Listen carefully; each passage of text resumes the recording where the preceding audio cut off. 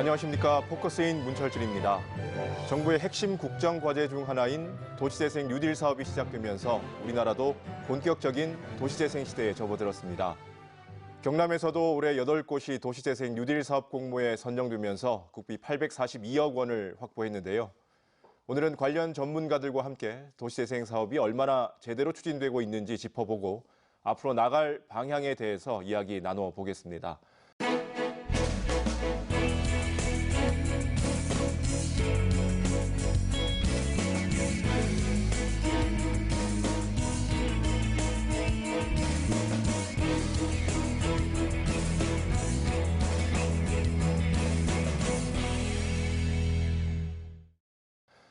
먼저 함께 하실 분들 소개해드리겠습니다. 건축가이자 도시 전문가인 한국토지주택공사 허정도 상임감사위원 나와주셨습니다. 안녕하십니까. 반갑습니다. 다음으로 경상대학교 건축학과 김동진 교수도 함께합니다. 반갑습니다. 허정도 상임감사위원께서는 지난 3월에 취임을 하셨죠? 그렇습니다. 10개월 정도 지났는데 취임해 보시니까 어떻습니까? 네, 저는 사실 자유롭게 개인 건축 설계 사무소나 아니면 도시 관련한 시민운동을 하던 사람입니다.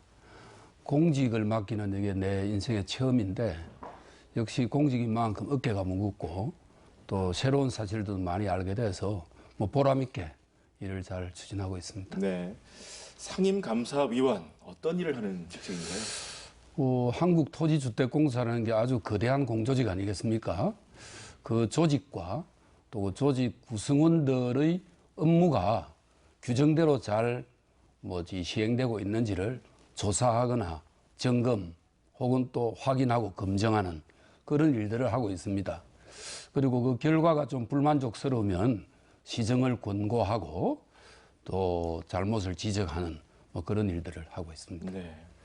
김동진 교수님, 네. 그동안 한국토지주택공사의 상임감사위원 자리는 주로 정치인 출신들이 맡지 않았습니까? 그렇습니다. 이번에 도시공학자 또 건축가가 맡기는 처음인 것 같은데 어떤 의미가 있다고 보십니까?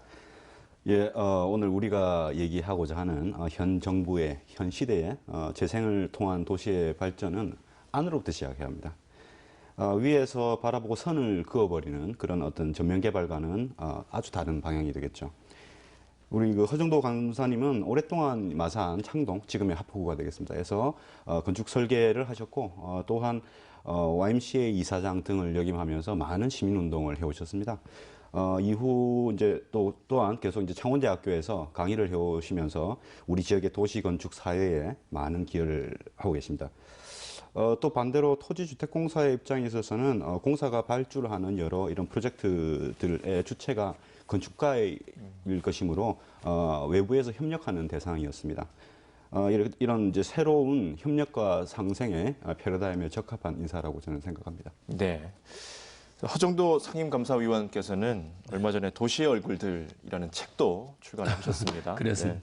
네. 이 책은 한 도시를 거쳐간 사람들의 이야기, 또 그들이 머물고 스쳐갔던 시간과 장소에 대한 이야기를 담은 책이라고 들었는데요. 네. 책 소개를 좀 해주시죠. 네, 제가 조그만 책을 이렇게 최근에 이렇게 출판했습니다. 그 책을 출판하게 된 계기는 지금 이 도시재생이라고 하는 것이 우리 국내의 이슈일 뿐만 아니라 세계적 이슈이기도 합니다. 그런데 도시를 공부했다는 제가 좀 거들 수 있는 일이 없을까 그 고민을 오래전부터 해왔습니다.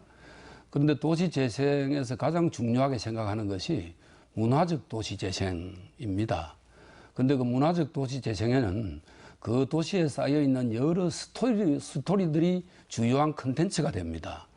그런데 그런 것들을 정확하게 조사 발굴해서 자료로 정리하는 좀 부분이 약해서 제가 그 일을 좀 함으로써 도시재생에 도움을 줄 수 있겠다 이런 생각을 하고 한 2년 전부터 그 책을 준비했는데 최근에 발간이 되었습니다. 그 책에는 지난 20세기 초중반에 그 마산을 거쳐갔던 16명의 이야기가 있습니다. 시기적으로 제일 앞선 분은 그 순종임금이고요. 제일 시기적으로 늦게 나타나는 분은 주기경을 지내셨던 김수환 주기경입니다. 일제시대와 또 해방 이후 시대를 망라하고 있는데 우리가 잘 알고 있는 소설가 나도향 또 시인 천상병, 또 백석, 그리고 독립운동을 했던 김명시, 그리고 참 10대에 마산에서 목숨을 잃은 김주열 열사까지 모두 16명인데 그분들의 행적을 도시 공간에서 추적하고 또 이 도시에서 보냈던 그들의 공간과 장소, 걸었던 길들 이런 것들이 이제 책에 망라를 했는데 이런 것들이 도시 재생에 좀 도움이 되지 않나 하고 썼는데 그렇게 잘 될지는 모르겠네요. 잠시 이야기를 들었는데 되게 흥미롭습니다. 네. 저도 한번 읽어보도록 하겠습니다. 감사합니다. 자, 이제 도시재생 사업에 대한 개념부터 좀 정리를 하고요. 넘어가도록 하겠습니다. 도시재생 사업 언제부턴가 많이 언급이 되고 있습니다. 교수님, 네. 이 도시재생 사업이 어떤 건지 개념부터 좀 설명을 해주시죠. 예, 우리말로는 이 못 쓰게 된 도시의 장소를 다시 쓸 수 있게 함, 영어로 하면 urban regeneration이니까 도시를 재가동한다라는 뜻이 되겠습니다. 지금까지 인구의 증가와 유입으로 도시가 중심이 이제 과밀화되고 이에 따라 물리적으로 팽창할 수밖에 없었습니다. 우리 경남의 진주를 보더라도 평것이나 뭐 초전, 가자 전반적으로 이렇게 팽창이 되면서부터 구도심은 이렇게 공동화될 수밖에 없고 바깥쪽으로 교육, 상권, 생활 이런 것들이 밀집될 수밖에 없습니다. 이에 이제 물리적으로 환경을 개선하거나 새로운 건물을 다시 짓는 것을 넘어서 산업 경제적, 문화적으로 다시 활성화한다는 그런 개념이 되겠습니다. 네, 우리가 흔히 도시개발이라는 말을 쓰지 않습니까? 네, 그렇습니다. 예. 조금 헷갈릴 수도 있을 것 같은데요. 도시개발과는 어떻게 다른 건가요? 둘 다 도시의 발전과 주민의 행복을 위한 노력한다는 점에서는 상반되었다라고 얘기하기는 좀 무리가 있고요. 기존의 재개발, 재건축 등의 도시 정비 사업에서 어떤 문제점이 발생해서 그것을 해결하려고 하는 노력에서 우리 도시재생의 방향이 결정되었다라고 생각합니다. 과거에 주거 환경 개선 사업을 보더라도 쇠락한 지역의 기초 생활 인프라를 개선하고 그다음에 소방도로 개선하는 등의 아주 긍정적인 효과가 있어 왔다라고 생각이 됩니다. 하지만 이런 주택과 기반 시설의 어떤 물리적 환경 개선을 포함해서 주민의 삶, 다시 말해 사회 경제 문화를 종합적으로 개선하고 활성화하는 방식이 더해진 것입니다. 또한 재개발, 재건축을 포함한 도시 정비 같은 경우에는 개발 이익과 관련된 소수의 소유자 중심이 되겠고요. 또한 주로 이제 수익성 있는 수도권의 노후 지역을 대상으로 한다 그러면 우리 그 도시재생 사업은 지역에 살고 있는 사람들을 위해서 자력 기반이 좀 약한 쇠퇴한 지역을 대상으로 한다라는 점에서 차이를 둘 수 있겠습니다. 네, 이런 도시재생 사업도 성격에 따라서 종류가 네. 다르다고 알고 있습니다. 어떻습니까? 네, 경제 기반형 재생 사업하고 근린 재생형 재생 사업으로 크게 나눌 수 있겠습니다. 간단히 말하면 경제 기반형은 도시의 경제 근간을 이루는 어떤 산업 시설이나 아니면 핵심 시설 등을 다시 활성화시키거나 아니면 다른 기능을 넣어주는 것을 얘기할 것이고요. 근린 재생형은 낙후된 주거지의 물리적 생활 환경 개선, 여기까지는 이제 주거 환경 개선 사업이랑 비슷한 맥락입니다만은 여기에 골목 경제를 되살리고 공동체적 주민의 공동체적 기반을 이렇게 수립한다라는 데 있어 가지고 이런 두 가지로 나눌 수 있고요. 경제 기반형 사업의 경우에 해당 시설들의 문제점을 정확히 이제 진단하고 재활할지 아니면 다른 기능으로 변모시키는 경우에 무엇이 필요한지 활용 가능성이 있는지를 면밀히 판단하는 것이 가장 중요하다고 생각합니다. 또한 사업과 연계된 지자체라든지 중앙정부라든지 아니면 민간 투자 등들을 아주 잘 연계시키는 것도 굉장히 중요한 문제이고요. 이를 통해 한 파급 효과를 기대하는 그런 사업이라고 봅니다. 근린 생활형의 경우에는 죄송합니다. 근린 재생형의 경우에는 여기에 살고 있는 주민을 대상으로 해서 긴 시간 동안 서로의 동의와 약속을 필요로 하는 그런 사업이 되겠습니다. 제일 중요한 것이 이제 마을 공동체를 형성하게 하기 위해서 이런 지원을 아끼지 않는 것인데요. 또한 이제 그러기 위해서는 민간 전문가인 도시재생 코디네이터를 양성하고 여러 많은 전문가들을 키워내는 것이 아주 관이 나서서 해야 될 일이라고 생각합니다. 네. 2013년부터 이 도시재생 사업이 진행이 됐는데요. 뭐 지금 2018년이니까 벌써 5년, 6년 지났습니다. 전반적으로 어떤 평가들을 좀 하시는지 두 분께 다 질문을 좀 드리겠습니다. 먼저 허정도 상임감사위원님 어떻게 평가하시나요? 도시재생에 대한 평가는 방향성과 방식이라고 하는 두 가지 측면에서 말씀드릴 수 있겠어요. 모두 그 변화도 있었고 성과도 좀 있었습니다. 첫째, 방향성은 과거에는 중앙정부 중심의 하향식 방법의 도시재생이었다면 최근에는 주민이 주도하는 상향식 방식으로서 주민이 직접 참여하는 도시재생으로 변했다 이것이고, 방식의 변화는 과거에는 획일적으로 그 하드웨어 중심의 하드웨어 개선 위주의 방식이었다면 지금은 그런 것보다는 공동체 회복이라든지 일자리 창출이라든지 사람 중심의 도시재생으로 바뀌었다. 이렇게 평가할 수 있습니다. 그렇지만 이것이 우리가 체감하고 눈에 직접 확인하기로는 아직까지 시간이 좀 짧았다. 이렇게 평가할 수 있겠습니다. 네, 교수님은 어떠십니까? 예, 감사합니다. 같은 맥락의 말씀이지만 역시 말씀하신 대로 도시재생의 효과를 기대하기까지는 10년 정도까지 시간이 걸린다라고 생각을 하고요. 따라서 이제 가시적으로 드러나는 여러 가지 물리적인 환경 개선 등을 제외한 말씀하신 대로 소프트웨어가 제대로 작동하기 위해서는 많은 시간이 걸릴 것입니다. 한 예를 들자면 제가 이제 그 코디네이터로 참여하고 있는 진주, 옥봉, 샛들마을의 경우에는 한 3년쯤 됐거든요. 기본적인 환경 정비라든지 집 고쳐주기 사업이라든지 커뮤니티 센터 건립 같은 이런 하드웨어적인 것들은 그 성과를 지금이라도 이제 가늠할 수 있지만, 주민 역량 강화 부분에 있어서는 지금까지 이제 주민 협의체를 조직을 하고 그다음에 협동조합을 발족하고 사업 프로그램을 만들고 지금까지 이제 협동조합의 승인을 받아가지고 준비 단계에 있는 상황이고요.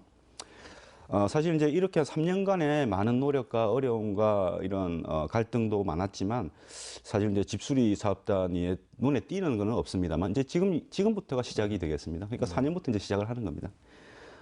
정말 이렇게 소프트웨어와 거버넌스가 작용하기 위해서는 많은 시간이 걸립니다. 그렇기 때문에 사업 기간이 끝나더라도, 저희 사업 같은 경우에는 사업이 4년 사업이고요.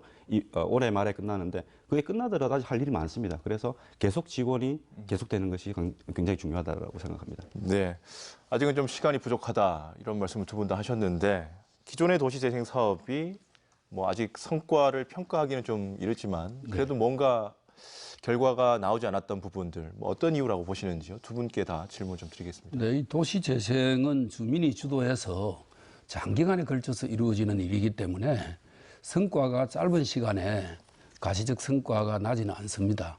마치 뭐 넓은 호수의 수질을 개선한 것과 비슷해서 눈에 잘 보이지도 않고 시간이 오래 걸립니다. 그래서 마음을 조급하게 먹지 말고 차근차근 추진해 가야 된다, 이런 이제 원론적인 말씀과 함께, 다만 기대할 수 있는 것은 현 정부가 워낙 이걸 국책 사업으로 보고 집중 투자하고 정책도 펴나가고 있기 때문에 기대는 해도 좋다, 이 정도 말씀을 드릴 수 있겠습니다. 네, 교수님 어떠십니까?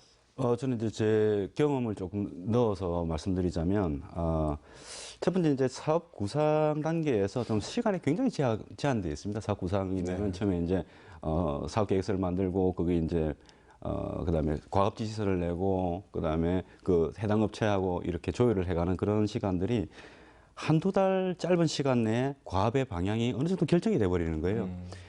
그래서 이렇게 어느 정도 결정돼 버린 내용들이 바뀌기가 쉽지가 않습니다, 사실은. 왜냐하면 거기에 대해 가지고 평가를 받고 주민들도 그렇게 이해를 하고 있기 때문에. 그 이후에 이제 또 많은 일들이 있습니다. 주민들을 모아서 공청회를 하고 의견을 수렴하고 하는 많은 과정이 있지만, 역시 그 의견이 수렴되더라도 그 나중에 실행에 반영하기는 굉장히 어렵습니다, 사실. 또 성과 위주의 실적 관리 체계에도 한 몫을 하고 있다라고 좀 생각을 하는데요. 뭐 예를 들어서 뭐 공폐가율, 뭐 접도율, 뭐 공원율, 뭐 이런 것들의 정량적 기준이 사실 향후 평가에 큰 영향을 줄 수밖에 없습니다. 그래서 거꾸로 눈에 보이지 않는 아주 중요한 항목들이 이렇게 좀 가볍게 보게 되는 이런 게 아쉽고요. 또한 이제 마지막으로 이제 도시 재생에 관련된 제도들이 아직까지는 구체적이지 못하고 계속 바뀌어 나가야 될 상황이고, 나중에 이제 그래서 기획 이후에 실행 단계에 있어가지고 조금 예상치 못했던 어려움에 부딪히는 경우가 많았던 것 같습니다.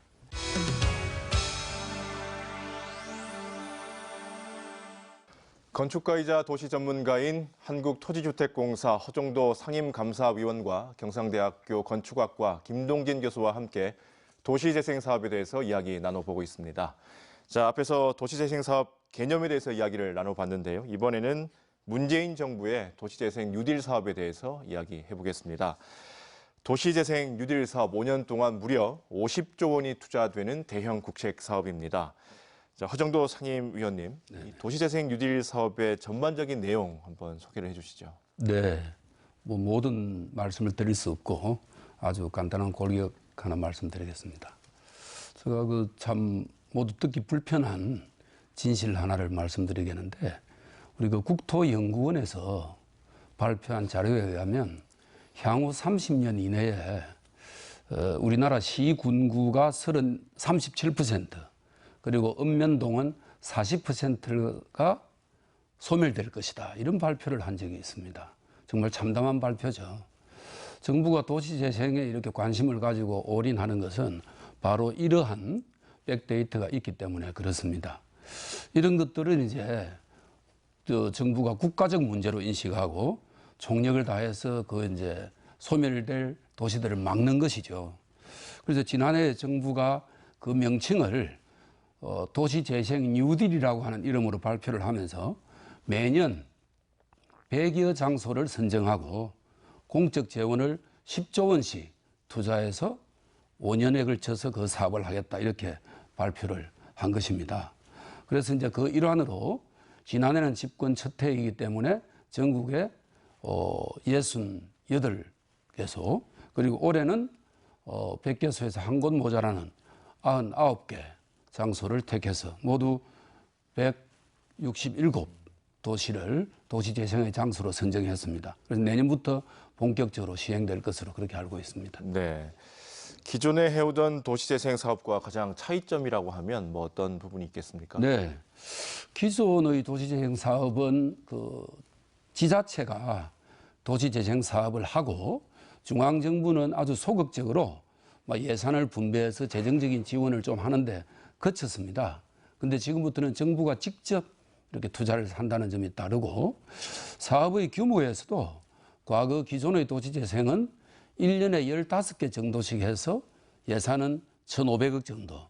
근데 지금은 1년에 100개소 정도에서 예산이 10조이기 때문에 선정된 장수로 치면은 7배, 그리고 비용으로 치면은 70배 정도가 확대된 그런 개념이기 때문에 뭐 양이나 질적인 측면에서 크게 차이가 있다고 볼 수 있습니다. 네. 자, 교수님께서는 이 도시재생 뉴딜 사업이 기존의 도시재생 사업과 어떤 점이 좀 다른 것 같고 또 어떤 점을 기대하고 계신가요? 예, 우리 검사님께서 이렇게 정리를 잘 해주시니까 이해가 쏙 되는데요. 저는 뭐 기대를 한다면 이런 정부의 아주 큰 재원들이 투자가 되는 만큼 우리 지금 사회가 안고 있는 가장 큰 문제들을 이 사업으로 해결해 줄 수 있어야만 된다라고 생각을 하고요. 그런 데 있어가지고 핵심은 재생을 통해 작동시키고 일자리를 많이 창출해야 되는 것이 아닌가라는 생각을 한번 해봤습니다. 또한 이제 이전에 지방 지자체의 어떤 관주도의 도시 재생 사업에서 벗어나서 기업이 투자하고 싶은, 그리고 주민에게 열려 있는, 전문가와 함께하는 민주적 방법으로 도시 재생을 실현해야 한다는 점에서 차이가 있다고 생각합니다. 네. 경남에선 이번에 도시재생 뉴딜 사업 공모 8곳이 선정이 그렇습니다. 됐죠. 어떤 유형으로 진행이 되는지 한번 소개를 해주시면 네, 되겠습니다. 올해 8곳이고요. 작년에 또 6곳 선정된 바가 있습니다. 올해 8곳 중에서는 그 3곳이 그 중심 시가지형으로 소위 그 상권 활성화용입니다. 창원, 김해, 남해가 그렇게 선정되었고요. 나머지 5곳은 대부분 성격은 조금씩 다릅니다만은 공동체 활성화를 위한 주거 환경 정비 사업 쪽으로 기존의 시설을 개선하는 이런 식으로 내용이 구성되어져 있습니다. 네. 도시재생 사업을 하면 늘 우려되는 부분이요. 둥지 내몰림. 네네. 현재 살고 계신 분들이 또 다른 곳으로 네. 떠밀려서 가시는 거 아닌가 이런 우려를 하시는데요. 이런 부분을 방지하기 위해서 사업을 추진하시면서 뭐 어떤 방안이 좀 필요하다고 보십니까? 네, 둥지 내몰림이라고 우리나라에서 이제 그런 용어를 만들었는데 외국에서도 이미 있었던 사례입니다. 그래서 이걸 젠트리피케이션이라고 이렇게 이야기하는데, 도시 재생 사업이 좀 성공을 하면 그 지역이 활력을 얻게 되면서 임대료가 올라가지 않습니까? 그러면 도시재생 사업에 기여했던 세를 얻어가지고 거기에 살았던 사람이나 영업을 했던 사람들이 그 임대료를 부담하지 못해서 도시재생이 되고 난 뒤에 쫓겨나는 그런 이제 둥지에서 내몰렸다 해가지고 둥지 내몰림 현상이라고 보는데 참 안타까운 일인데, 그렇지만은 시장 경제를 채택하고 있는 나라에서 불가피한 현상이기도 합니다. 바로 이제 불가피하고 그것이 사회적 약자에게 편중되어 있는 불가피한 점이기 때문에 공공에서 이 문제를 좀 개입하고 그 공공의 힘으로 해결하자. 그래서 임차인과 임대인끼리 상생 협약할 수 있도록 주선을 한다든지 또 공공임대 상가를 만들어서 공급을 한다든지 하는 이런 방법을 택하고 있습니다. 그런데 이것은 큰 도시를 이제 상징해서 걱정하는 것이고, 실제 지방에 있는 소도시는 그런 둥지 내몰림 현상을 걱정할 정도로 이게 완전히 성공할 것 같지는 않다는 이런 우려들을 아직까지는 전문가들이 하고 있습니다. 네. 교수님, 이 도시재생 뉴딜 사업이 지역 주민 참여형, 그러니까 살고 계신 분들이 더 많이 참여하도록 하기 위해서 어떤 방안들이 좀 필요하다고 보시나요? 주민이 주도하는 어떤 자발적인 참여를 위해서는 궁극적으로 주민이 이 상황을 알고 이웃과 함께 해서 공동체를 만들고 활성화하고 사업화하고 적법한 지원을 찾고 하는 등의 소위 주민 역량 강화가 선행되어야 한다고 생각합니다. 이를 위해 이제 주민들은 적극적으로 참여를 좀 해주시고 의견을 서로 공유하고 이렇게 하는 아주 긴 시간이 걸리는 일이라고 생각하고요. 근데 문제는 처음에 이것을 어떻게 시작돼야 하고 내 주위에 또 누가 있고 지원을 어떻게 받으며 거기에 관련된 제도가 무엇인지 또 그것을 어떻게 이용해야 되는지 알 수가 없습니다. 이때 이제 정부와 지자체의 도움이 필요한 거라고 생각합니다. 그곳 상황에 맞는 여러 가지 맞춤형 교육, 그 다음에 교육 참여 프로그램, 다양한 프로그램들의 개발, 그 다음에 무엇보다도 사업에 대한 적극적인 홍보가 필요하다고 생각합니다. 또한 이제 관과 주민들 사이에서 주민 협의체 구성을 지원을 하고 교육을 하는 어떤 대학 연구소 등의 어떤 전문가들을 양성해내는 것도 아주 중요한 일이라고 생각합니다. 또한 이렇게 사업을 문제없이 실행할 수 있는 재원뿐만 아니라 아까 말씀드린 대로 제도도 지속적으로 이렇게 개선해 나가는 정부의 노력도 많이 필요하다고 생각합니다. 네. 이 도시재생 뉴딜 사업이 5년 동안 50조 원의 재원이 필요한 사업이기 때문에 과연 이 재원을 어디서 조달할 것인가의 문제도 있거든요. 그렇다 보니까 민간 사업자들의 참여도 필요한 거 아닌가, 이런 의견들도 있는데요. 장단점이 있을 것 같습니다. 자, 위원님께서는 이 민간 사업자의 참여 필요한지 또 필요하다면 어떤 방향으로 가야 하는지. 필요합니다. 사실상 재생 사업이 벌어지고 있는 곳은 민간 투자자가 없기 때문에 그 지역이 쇠퇴해졌고 쇠퇴했기 때문에 재생 대상 지역이 되는 것이거든요. 그래서 환경 변화가 없는 한 민간이 거기에 투자하는 것은 어렵습니다, 현실적으로. 바로 이제 그런 점에서 공공 영역인 지자체에서 공유지를 제공한다든지 규제를 완화한다든지 재정을 지원한다든지 하는 일을 하고, LH 같은 공공기관에서 그 선 투자해서 환경을 변화시키고 난 이후에 그걸 지렛대로 해서 민간의 투자를 유도해야 된다, 이런 생각을 가지고 있고 그렇게 또 진행되고 있습니다. 네, 교수님은 어떻게 보십니까? 경남에 풍부한 이렇게 지역 기업들이 이런 사업에 재생 사업에 보다 더 적극적으로 참여할 수 있도록 제도를 정비하고 많은 홍보를 독려를 해야 됩니다. 사실 이제 경남에 많은 공장과 분사들이 있음에도 불구하고 사실 본사는 서울에 있음으로 해서 보통 이제 이쪽에는 참여가 많지 않다라고 제가 듣고 있습니다. 그렇지만 만약에 투자 의지가 있더라 해도 참여하기 어려운 부분들을 사실 봐왔습니다. 한 예로 마산 모 재생 사업이 있는데 마산에, 그러니까 창원 마산에요. 어떤 A 기업이 참여 의사가 있었지만 투자 대상이 불분명한 겁니다. 그래서 6개월 이상의 협의가 필요한 적이 있습니다. 왜냐하면 투자 대상이라는 게 특정인도 아니고 법인도 아니고 더군다나 지자체도 아닌 것입니다. 그래서 그 투자를 어디다 해야 될 상대가 불명확한 겁니다.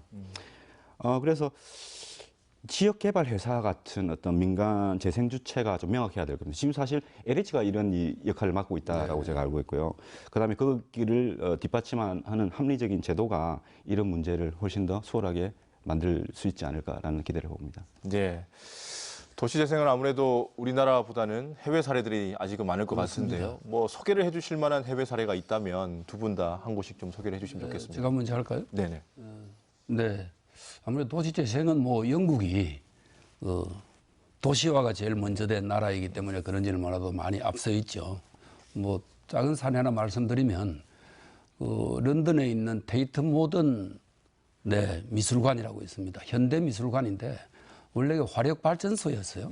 그런데 화력 발전소를 그대로 살려서 이제 아주 유명한 세계적인 수준의 현대 미술관으로 개조시킨 도시재생 사례인데 그걸 생각할 때마다 저는 수년 전에 이 주류 산업으로 유명했던 이 마산에서 양조 산매 이 산업의 전통을 가지고 있었던 삼광청주 건물을 저렇게 규모도 크지 않은 건물이 무슨 필요가 있겠느냐면서 관심 없이 창원시가 방치하고 그 방치된 그 사이에 건물을 허리버린 걸 생각하면 참 아까운데 이 테이트 모던 사례를 생각하면서 우리가 정말 아직까지 도시에 대한 인식이 많이 낮다 이런 생각을 하게 됩니다.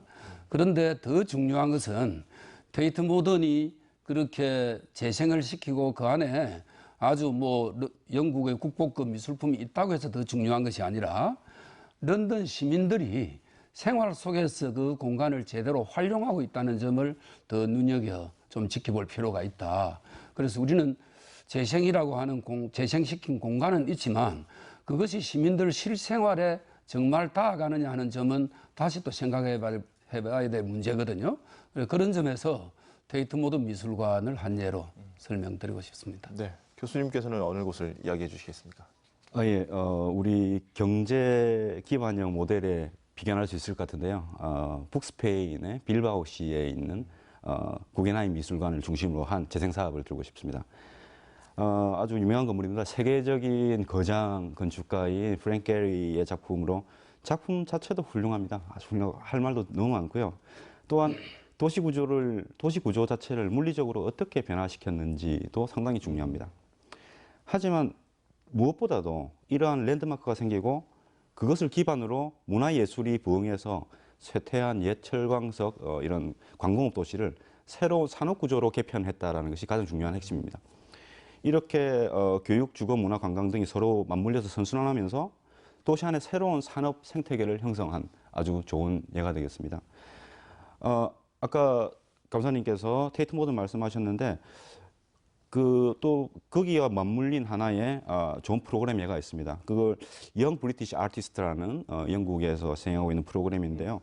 이게 이제 예술 문화 부흥 정책으로서 이제 젊은 예술가를 발굴하고 양성시키고 아까 말씀하셨던 테이트 모던 같은 아주 유명한 세계적인 뮤지엄에서 그 작품 전시라는 기회를 주는 등으로 계속 지속적으로 이런 예술가들을 순환시키는 그런 좋은 프로그램에도 있다고 말씀드리고 싶습니다. 예. 국내 사례도 좀 참고할 만한 것이 있을 것 같은데요. 어떻습니까? 네. 근데 여러 사례들이 있습니다. 지금 도시재생이 거의 시대적 화두이기 때문에 많이 있는데 딱히 하나 이야기하자면 가까운 대구에 있는 사례를 말씀드리고 싶어요. 대구에 있는 젊은 청년들 몇이 이 대구를 탐방하다가 도시에 대한 문제의식을 가지고 시작한, 그래서 우리가 도시재생이 일반적 화두가 되기 전부터 시작한 일인데, 도시재생을 전제로 한 것은 아니지만 결과적으로 도시재생에 큰 기여를 한 그런 사례입니다. 대구의 도시재생 사례는 근대 시기 대구의 도시 공간의 복원에 대한 그런 관점에서 시작됐거든요. 근데 최근에는 이제 그게 계속 확대 재생산되면서 유명한 가수 김광석 거리로까지 이렇게 이어지면서 크게 전 국민의 사랑을 받고 있는데 정말 우리가 벤치마킹 해볼 만한 그런 사례인 것 같다고 생각합니다.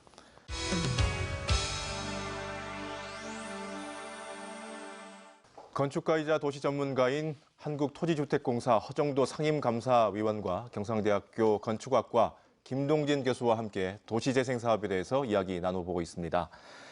경남의 도시재생 뉴딜 사업을 이야기하면 통영 폐조선소 재생 사업을 이야기하지 않을 수 없습니다. 이곳은 도시재생 뉴딜 사업 공모에서 유일하게 경제 기반형 사업으로 선정이 됐습니다. 자, 의원님, 네네. 이 통영은 우리나라를 대표하는 미항인데 그렇습니다. 그동안 이 폐조선소가 좀 경관을 해친다 이런 네네. 지적들이 있었거든요. 자, 이곳에 도시재생 뉴딜 사업이 추진되면서 또 통영 시민들의 기대가 커지는 것 같습니다. 그렇습니다. 자, 이 사업 어떻게 또 기대하고 계십니까? 네, 통영에 있는 신화조선소라고 하는 뭐 상당한 기간 전에 폐조선소가 됐는데 상당히 규모가 컸던 조선소입니다. 이 조선소가 파산되자 통영 전체의 경제에 악영향을 많이 미치게 되었죠. 그래서 지역 경기가 침체되는 이런 어려움을 겪고 있었는데 이 폐조선소를 활용해서 문화 또 예술, 관광 이런 것들의 새로운 전혀 조선소와 다른 새로운 기능을 부여하고 그래서 그 부여한 기능을 통해서 일자리를 창출하고 그 일자리 창출을 통해서 지역 경제와 지역 도시를 활성화시킨다 하는 그런 이제 목적으로 시작된 사업입니다. 사실 그 통영이 올해 상반기 그제와 함께 한국에서 실업률이 가장 심각했습니다. 실업률 1위가 그제였고 2위가 통영이었는데 이 신화조선소 재생 사업으로 통영 시민들도 많은 기대를 걸고 있습니다. 이 사업이 성공되면 제법 많은 일자리들이 새롭게 생기고 통영이 또 활기를 얻게 되지 않을까 이런 생각을 합니다. 이 신화조선소가 70년 정도 역사를 가진 폐조선소라는 이야기를 저도 들었는데 이런 이제 산업유산이라고 하거든요. 이 산업유산을 활용해서 도시를 활성화시키는 좋은 사례를 만들어 보려고 저희 LH에서 이 사업을 맡아서 하고 있는데 최대한 노력을 하고 있습니다. 이런 사례는 우리나라는 처음이지만 외국에서는 간간히 있었던 그런 사례입니다. 네, LH가 말씀하신 대로 시행사가 돼서 51만 제곱미터 부지에 그렇습니다. 1조 1,000억 원 사업비가 어마어마합니다. 그렇습니다.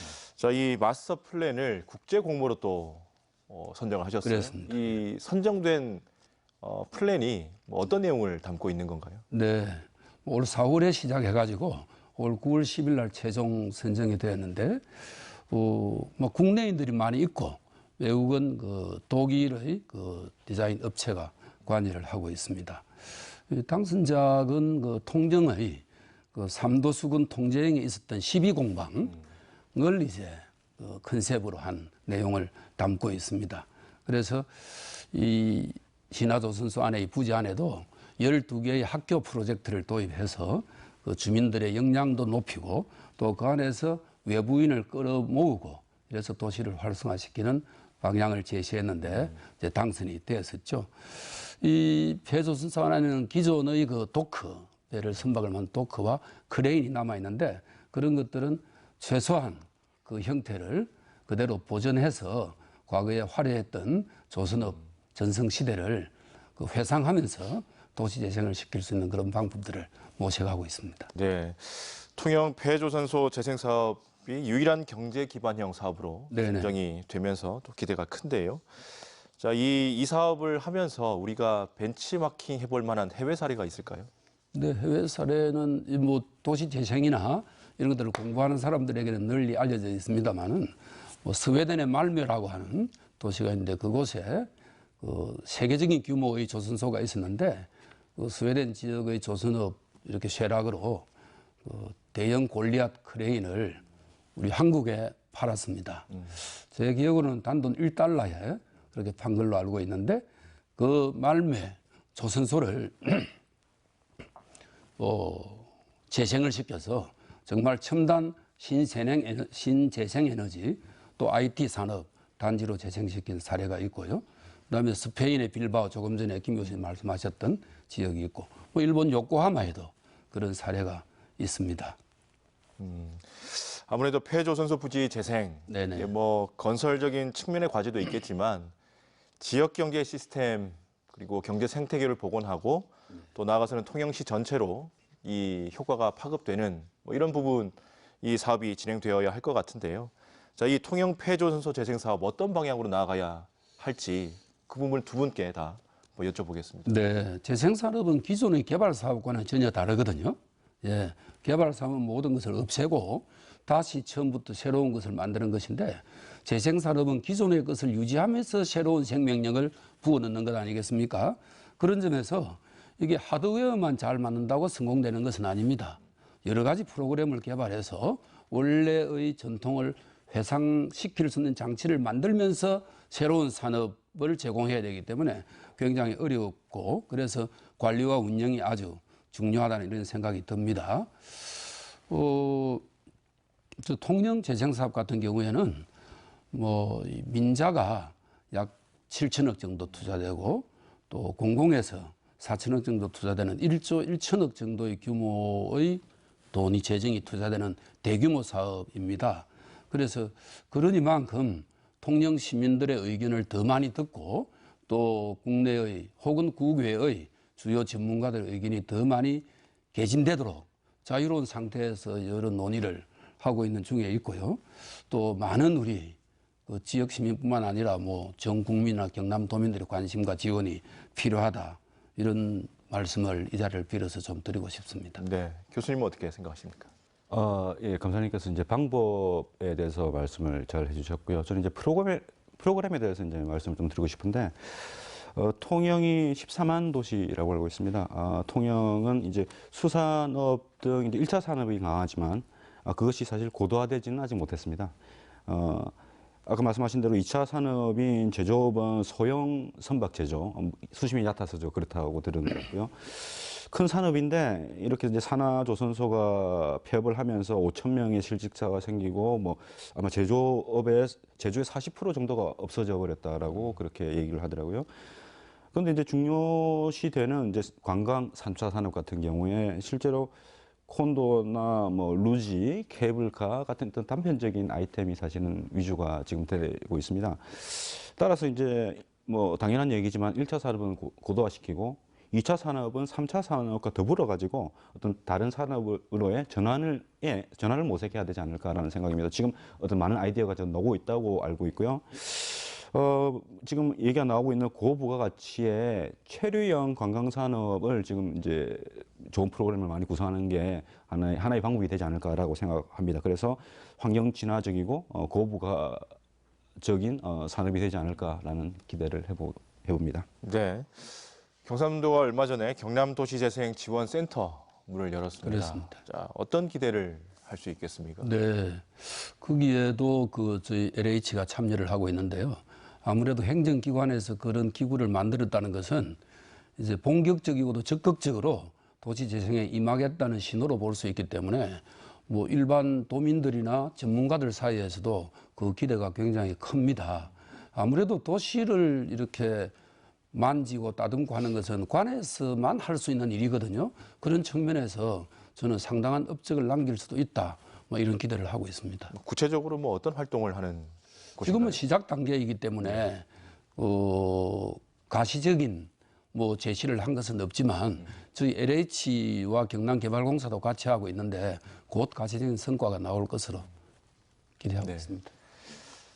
도시재생에 대해서 전반적으로 이야기를 나눠봤습니다. 도시재생은 쇠퇴한 도심의 인프라를 재정비하고 공간의 활용도를 높여서 주거 복지를 강화한다는 개념인데요. 도시재생 뉴딜 사업 앞으로 어떤 방향으로 나아가야 하는지 마무리 말씀으로 한 말씀씩 듣고 마치겠습니다. 자, 허정도 상임감사위원님 먼저 말씀해 주시죠. 네, 정부가 이제 큰 돈을 들여서 도시재생을 한다고 하니까 그 해당 지역 주민들이 너무 성급한 기대를 많이 하고 있다는 느낌을 받습니다. 기대가 크면 실망이 큰 것인데 도시재생이라고 하는 것이 그렇게 쉽게 성공할 수 있는 일도 아니고 쉽게 가시적인 결과를 만들어주는 것도 아니거든요. 거기에 대한 우려가 있고 또 하나는 정부 역시 이제 집권 2년이 지나고 있는 시점이기 때문에 가시적인 성과를 나타내야 된다는 조급성이 조금 있는 것 같다는 느낌을 가집니다. 그래서 이런 것들을 조금 우려하면서 너것이 좀 지켜오면서 도시를 바꿔가는 게 중요하다. 도시 하나가 바뀌는 것은 정말 어려운 일이거든요. 그래서 오히려 성급하게 도시가 바뀌는 모습을 기다릴 것이 아니라 우리가 몸담고 사는 이 도시가 이 도시에 사는 시민으로서 내가 도와줄 것은 무엇이냐, 시민들이 할 것은 무엇일까, 이런 방향에서 관심을 가졌으면 좋겠다. 뭐 이 말씀을 드리고 싶고, 하나의 우려는 각 도시들이 도시재생 사업을 하면서 대부분이 관광 중심으로 목표를 세우고 있다는 점입니다. 모든 도시가 관광도시가 될 수 있는 건 아니지 않습니까? 그래서 관광 사업으로 도시재생을 바라볼 것이 아니라 그 도시에 살고 있는 주민의 생활 환경을 개선한다는 본질적인 측면에서 도시재생을 바라봐 줬으면 좋겠다. 이 말씀을 드리고 싶습니다. 네, 김동진 교수님도 한 말씀 부탁드립니다. 예, 오늘 제가 드린 말씀을 정리를 해보자면 주민의 주도와 적극적인 참여로 도시를 새로 같이 만들어가야 된다. 이는 오히려 이제 관이 많은 일을 해야 된다는 뜻이기도 합니다. 주민 역량을 강화하기 위해 가지고 지원, 홍보, 교육은 어렵습니다. 아주 많은 시간이 들어가는 장기적인 계획과 실천이 필요하고요. 근데 아까 계속 제가 제도 얘기를 했습니다. 개선하고 수정해야 될 부분이 많습니다. 그래서 누가 잘못한 것이 아니라 너무 당연한 거거든요. 일하면서 실제로 부딪히지 않으면 제도부터 먼저 손을 볼 수가 없습니다. 또 반대로 사업을 하다 보면 어떤 제도에 막혀가지고 일을 계속 하지 못하는 경우, 이게 계속 반복이 되는 겁니다. 그러면서 이게 이제 순환이 되면서 발전을 하는 그런 거라고 생각을 하고요. 이렇게 이제 끊임없이 노력하고 바꿔간다면 성공적인 사업으로 미래에는 또 더 진화한 사업으로 나아가지 않을까라는 기대를 해봅니다. 감사합니다. 네, 오늘 두 분 말씀 잘 들었습니다. 한국토지주택공사 허정도 상임감사위원 고맙습니다. 네, 경상대학교 건축학과 김동진 교수도 수고하셨습니다. 감사합니다. 7, 80년대 개발 위주의 도시화 과정을 겪은 지금의 도시는 도심 공동화와 공동체 붕괴라는 문제점을 안고 있습니다. 도시재생 뉴딜 사업이 바로 이런 문제를 해결하면서 지역 발전을 견인하는 역할을 해줄 것을 기대하면서 포커스인 여기서 인사드립니다. 함께해 주신 여러분 고맙습니다.